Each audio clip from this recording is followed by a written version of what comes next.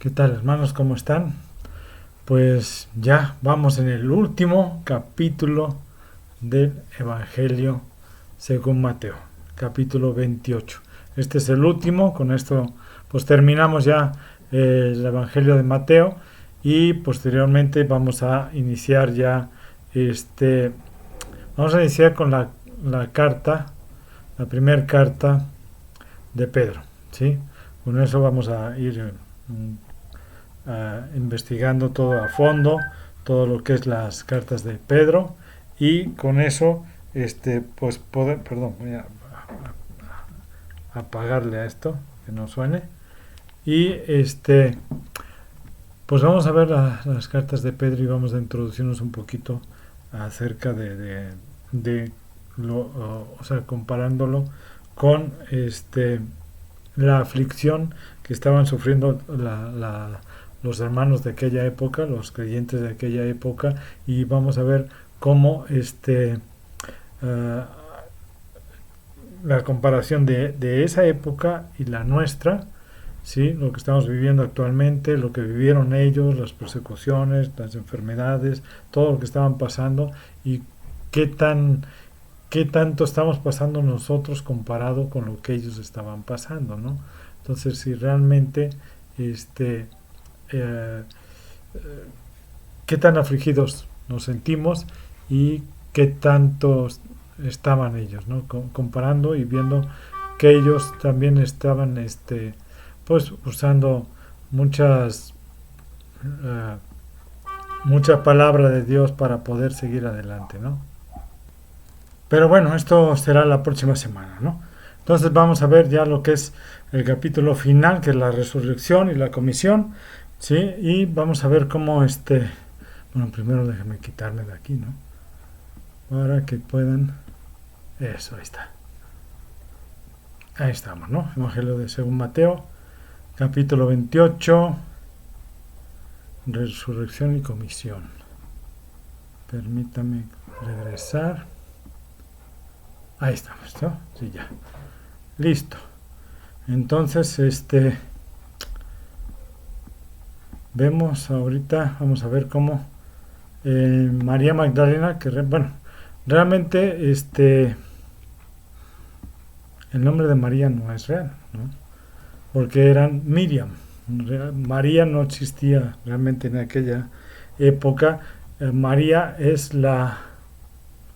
este, eh, la lanitización, o sea, al latín, pasaron el nombre de Miriam al latín y le pusieron Miriam, digo, perdón, María, ¿sí? Pero en realidad es Miriam, ¿de acuerdo? Entonces María Magdalena o Miriam Magdalena y Miriam de Betania, o María de Betania, encuentran a Jesús en la tumba, ¿no? Esto fue la resurrección.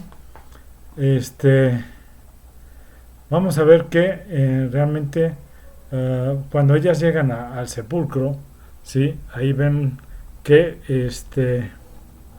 pues um, bueno, algo importante que hay ahí. En primera, nos menciona que es el primer día de la semana. Ya busqué en todo en el ¿cómo se llama? En el Evangelio hebreo y efectivamente dice el primer día de la semana. También tenemos que tener en cuenta otra cosa. Este, ellas no podían ir en los días anteriores debido a que era la Pascua, ¿sí? Y aparte era también el día de Shabbat, ¿sí? O sea, el sábado. Por lo tanto, el sábado no podían ir a ungir a un muerto porque si no, ellas quedaban en pecado, ¿sí? O sea, quedaban impuras, ¿de acuerdo? Entonces, tenemos que tener en cuenta eso, o sea, no podían ir, y sobre todo en los días anteriores tampoco podían ir. ¿Por qué? Porque eran las fiestas, ¿sí? Recuerden que Jesucristo realmente no murió en viernes, eso es, o sea, fuera de toda, ¿sí? Entonces, porque tenía que ser 3 días y 3 noches, ¿sí? Entonces, vayan para atrás, ¿de acuerdo? ¿Sí?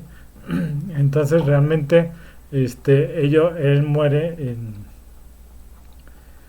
el jueves, ¿no? Jueves, todo el viernes, todo el sábado y hasta el domingo. Bueno, que realmente teniendo en cuenta los, ¿cómo se llaman? Los días hebreos, fallece miércoles, ¿sí? El miércoles en la tarde, miércoles, acuérdense que miércoles a las 6 de la tarde empieza el jueves, ¿sí? Y luego al otro día, jueves a las 6, empieza el viernes y así, ¿no? Entonces, acuérdense que era un poquito diferente. Pero en el nuestro sería miércoles, en el suyo ya era como entre casi el jueves, ¿sí? Entre el miércoles fallece y inmediatamente ahí, digamos, se parte el día porque ya empieza el jueves.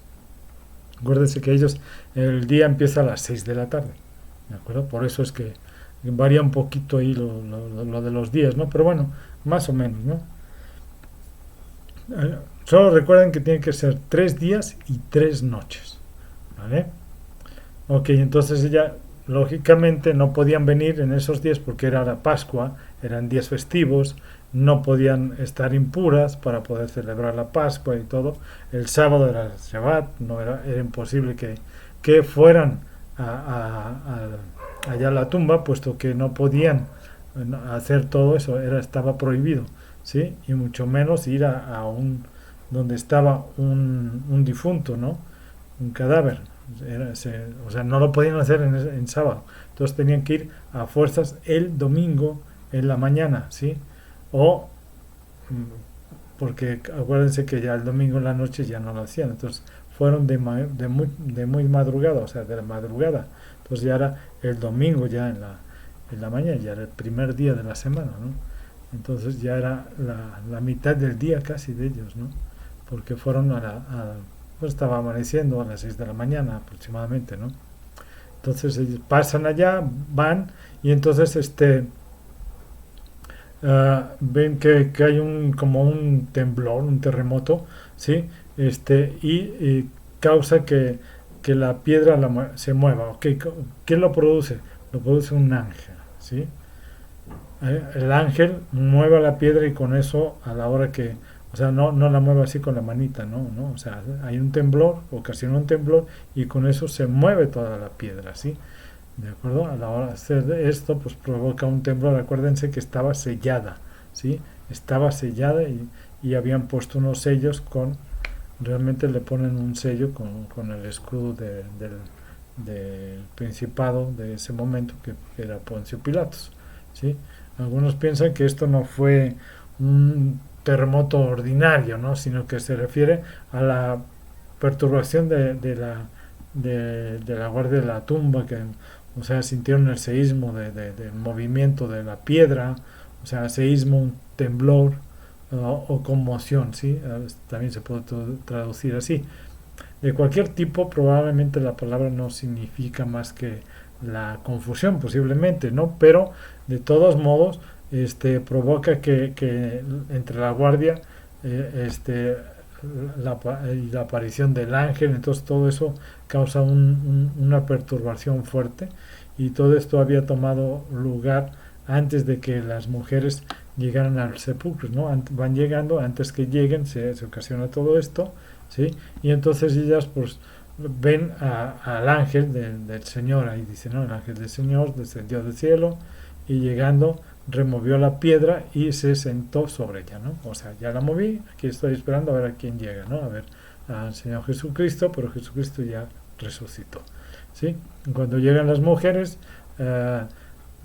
ven a la tumba, lógico, vieron la piedra removida y los ángeles sentados en la piedra.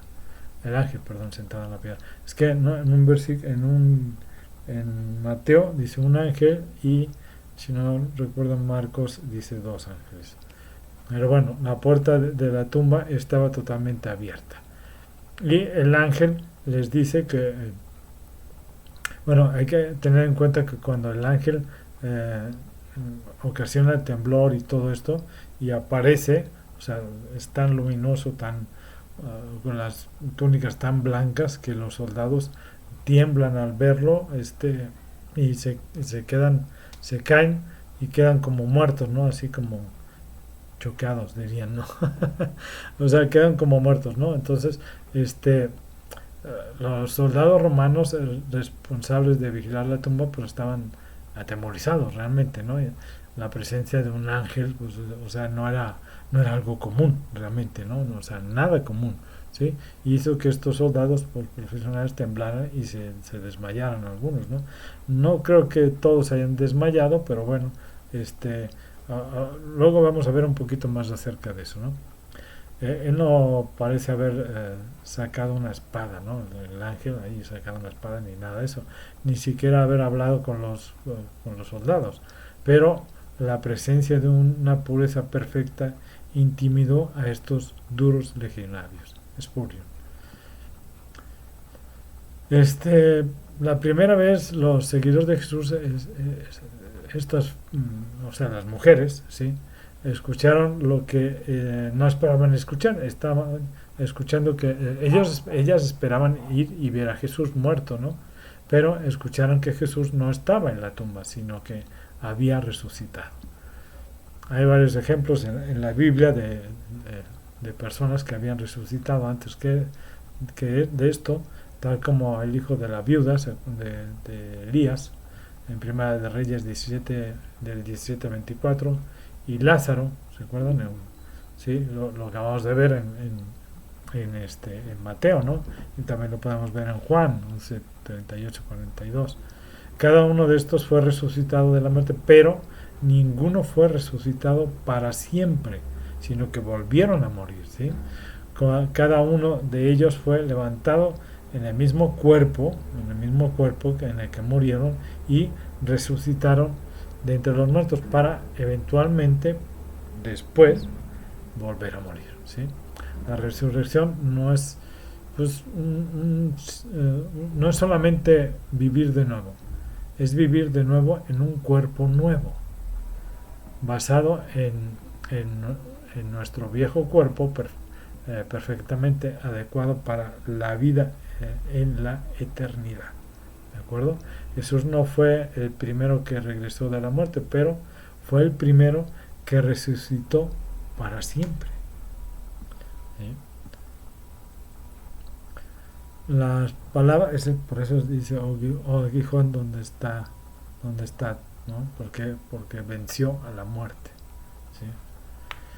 Las palabras, como dijo, o sea, le recordó que él o sea, y a los discípulos tendría que recordarles también, ¿no? Que ya les había dicho que él iba a resucitar, ¿no? Entonces, es juntamente lo que había prometido, ¿no? Perdón, exactamente lo que había prometido, ¿no? Justamente lo que había prometido. Resucitaré y lo estaba cumpliendo. Y les dice, ¿no? Pues vean, ¿no? La piedra no fue removida para dejar salir a nuestro Señor Jesucristo, sino que la removieron para que pudieran entrar y ver que efectivamente no estaba el cuerpo ahí, en ese lugar, que ya no había nadie, ¿no? Que Jesús ya había resucitado y no estaba ahí, ¿no? La realidad de la resurrección es lo suficientemente clara, ¿no? En ese momento estamos viendo la claridad total, ¿no? También debemos luchar con el significado de la resurrección. Es simple, realmente es simple. La resurrección de nuestro Señor Jesucristo probó que su muerte fue una propiciación real para el pecado y que el Padre lo había aceptado tal como tal, ¿no? O sea, la propiciación, o sea, fue el sacrificio para el pecado, ¿no? Para que me entiendan. Porque luego la propiciación, ¿qué es la propiciación? Sí, entonces él fue sacrificado para el perdón del pecado. La cruz fue el pago, la resurrección el recibo, probando que el pago había sido completamente aceptado por Dios. Esas mujeres luego estuvieron agradecidas con el ángel y entonces ya se van, pero les da una comisión también, ¿no? Les da unas instrucciones.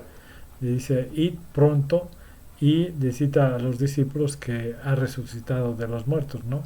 El ángel les ordena llevar estas nuevas, ¿no?, buenas noticias, ¿no?, estas nuevas de la resurrección de nuestro Señor Jesucristo, como estas mujeres eran una de las pocas personas lo suficientemente valiente como para identificarse públicamente con Jesús, ¿sí?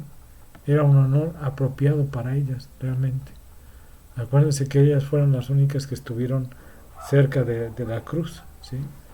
¿Sí? O sea, a ellos no les importó que les dijeran que eran discípulos de ellos. Claro que no. Por eso tuvieron la suficiente valentía como para hacerlo, y por eso también era el honor lógico para ellas que fueran las primeras en saberlo, ¿no? Esto a ver, espérame, porque manía. Ahí está.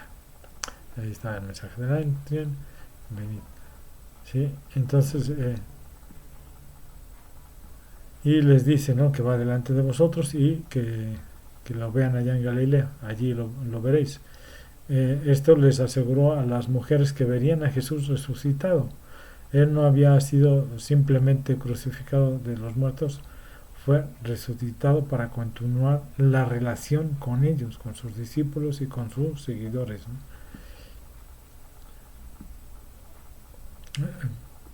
Fueron corriendo, las mujeres se van corriendo, llenas de temor y gozo, ¿no?, por lo que había pasado en ese momento, y van María Magdalena y María de Betania se encuentran con Jesús, ¿no?, resucitado, ¿sí? Y mientras iban corriendo, ¿no?, pum, pum, van a avisar a los discípulos, y las mujeres se encuentran con el Señor Jesucristo mientras obedecían, pues, la encomienda que le había dado el ángel, ¿sí? Entonces él les dice salve, ¿sí? En el original, pues, le dice Yahweh la salve. ¿Qué otra cosa pudo haberles dicho Jesús a estas mujeres? Pues realmente ¿qué otra cosa podía haber dicho más que regocijarse, ¿no? Salve es una representación del saludo normal griego, ¿sí? Casi un casero, digamos, hola, ¿sí?, en contraste con la tremenda aparición del ángel, ¿no? O sea, muy diferente, ¿no? O sea, como muy amistoso, muy amigable, muy, muy íntimo, ¿no? Hola, ¿cómo estás? Igual, ¿no? Cuando las mujeres se encontraron con Jesús, ellas se sintieron obligadas a adorarlo, ¿no? Unas horas antes pensaban que todo esto se había perdido, ¿no?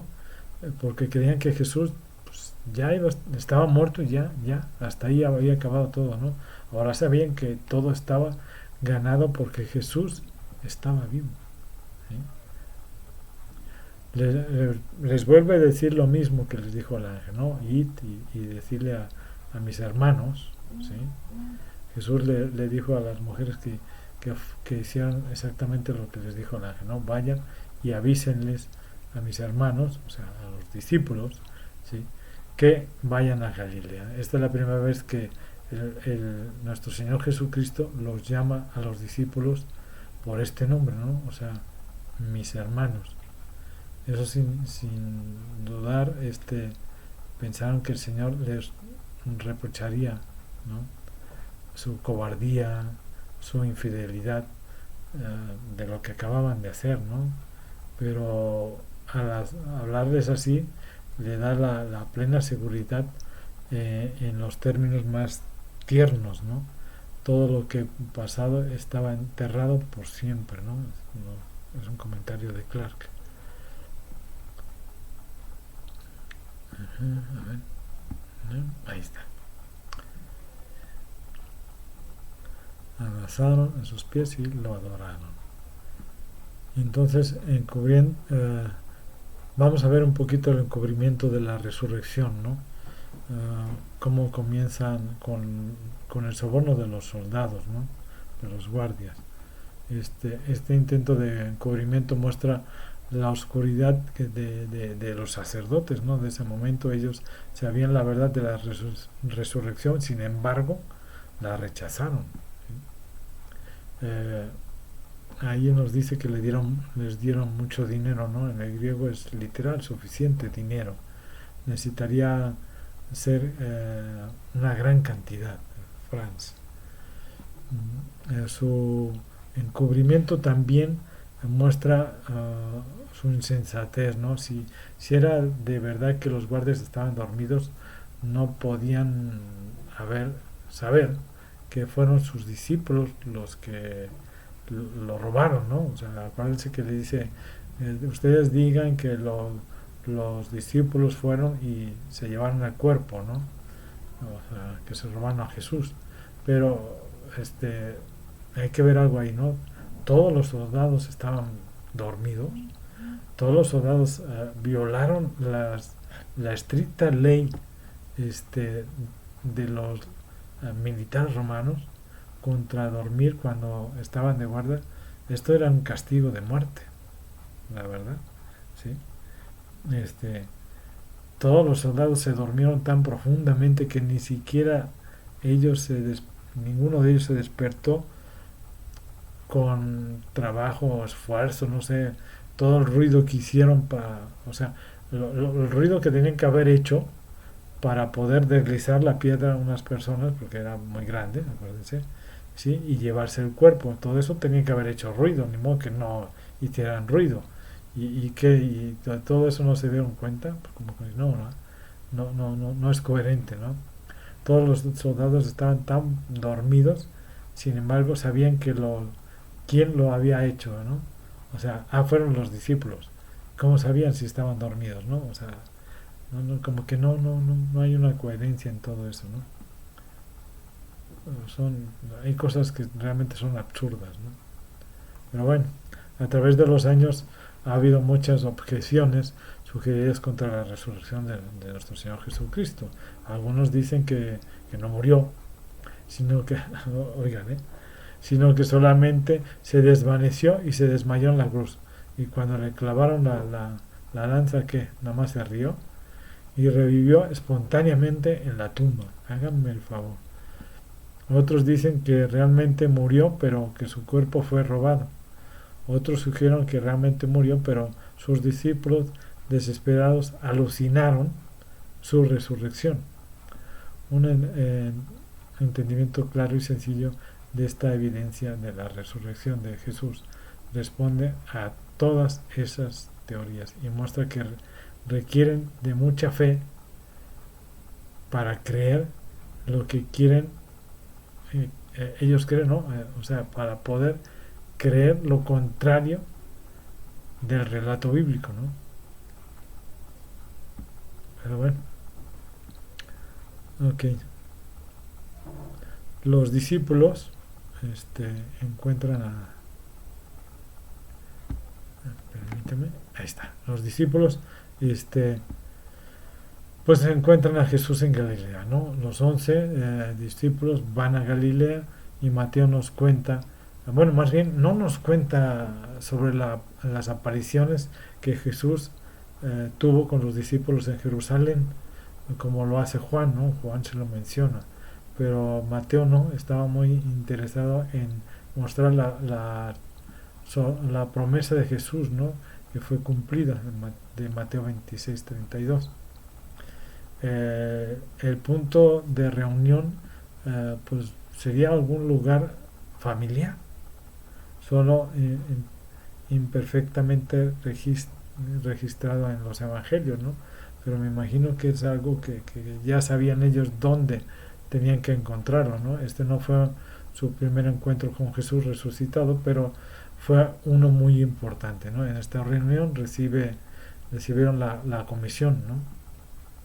La reacción natural al encontrarse con Jesús resucitado era la adoración, ¿no? Incluso si algunos, ahí nos dicen, ¿no? Que la adoraban, pero algunos dudaban, ¿no? Entonces, incluso si algunos tuvieron que superar la incredulidad y la duda, probablemente por sentir que era demasiado bueno para ser cierto, ¿no? Y por la vergüenza de haber abandonado a nuestro Señor Jesucristo, ¿no? Pero bueno, pero bueno, posiblemente ellos pensaban que realmente tal vez los iba a decirle por qué me abandonaron, ¿no? O sea, me dejaron solito ahí, ¿no? Morir solito. Sí, pero realmente no les hace ningún reproche ni nada de eso, ¿no? Entonces, pues vemos que él, al contrario, ¿no? Les muestra más su amor. Ahí vemos que Jesús instruye a sus discípulos sobre su deber después de su partida. Esta comisión, bueno, él le dice, toda potestad me es dada en el cielo y en la tierra. Esta comisión que sigue es dada a la luz de la autoridad, o sea, yo tengo la autoridad del cielo y de la tierra, ¿sí? Por lo tanto, yo les digo a ustedes que no se preocupen, ¿no? Como él tiene esa autoridad, puede enviar a quien quiera a hacer lo que él quiera, ¿no? Realmente, pues él tiene la autoridad para eso, ¿sí? Si Jesucristo no fuera igual al Padre, podría haber afirmado esta igualdad de poder sin ser culpable de impiedad y blasfemia. No, ¿verdad? Ciertamente no. ¿Y acaso no de la manera más completa afirma su divinidad y su igualdad con el Padre al clamar y poseer todas las potestad en el cielo y en la tierra? Clark. ¿Sí? Por tanto, id, ¿no? Eso es la comisión, ¿no? Que todos hemos escuchado, que todos sabemos, porque Jesús tenía, como les dije, ¿no? La potestad en el cielo y en la tierra, y por tanto ellos estaban obligados, pues, a ir a, para cumplir lo que Él les había mandado. Es una autoridad la que nos envía, ¿sí? Y su autoridad la que nos guía, y su autoridad la que nos fortalece. Su obra y su mensaje continúan, en el mundo a través de sus discípulos, ¿sí? La orden de hacer discípulos solamente convertidos o seguidores de una causa, ¿sí? La idea es que detrás de esa palabra de discípulos es eruditos, aprendices, estudiantes, ¿sí? Eso es lo que nos da a entender esa palabra, ¿sí? Aprender todo lo que yo les he enseñado, ¿no? Todo lo que los he enseñado, eso enséñenme, ¿no? Entonces realmente es lo que él está diciendo, ¿no? En esa forma de hablar, de decir, ¿no? Nos recuerda que los discípulos son hechos, ¿no? Están hechos, no nacen, no, son hechos, no son nietos tampoco, no. Los discípulos no se crean espontáneamente en la conversión, ya, pum, ya, no. Son el producto de un proceso que involucra a otros creyentes, ¿no? Esa formación del discípulo es el poder para esparcir el cristianismo, o sea, la enseñanza a otros para que ese otro pueda enseñar a otro y ese a otro y ese a otro, ¿no? Así es. Y nos dice a todas las naciones, ¿no? En su ministerio anterior Jesús deliberadamente limitó su obra a pueblo judío, ¿se acuerdan? ¿No? Mateo 15:24. Y había enviado a sus discípulos con la misma restricción, ¿no? Solamente en raras excepciones Jesús ministró entre los gentiles, si se acuerdan, Mateo 15, ¿no? Ahora todo eso estaba en el pasado ya, y los discípulos han sido comisionados en ese momento para llevar el Evangelio a todas las naciones, ¿no? A todo el mundo. No hay lugar en la tierra donde el Evangelio de Jesús no deba ser predicado y donde no deba hacerse discípulos. Lo de bautizándolo no significa significativamente cuando Jesús les dice que fueran a todas las naciones, no les dijo que circuncidaran, no, a los que convirtieran en discípulos, en cambio les dice bautícenlos, ¿no? Sugieren la separación del judaísmo tradicional. Ahí la palabra y el contexto ciertamente indica que los discípulos que son bautizados, los que tienen edad para poder ser enseñados y que puedan guardar las cosas que Jesús ordenó, ¿sí?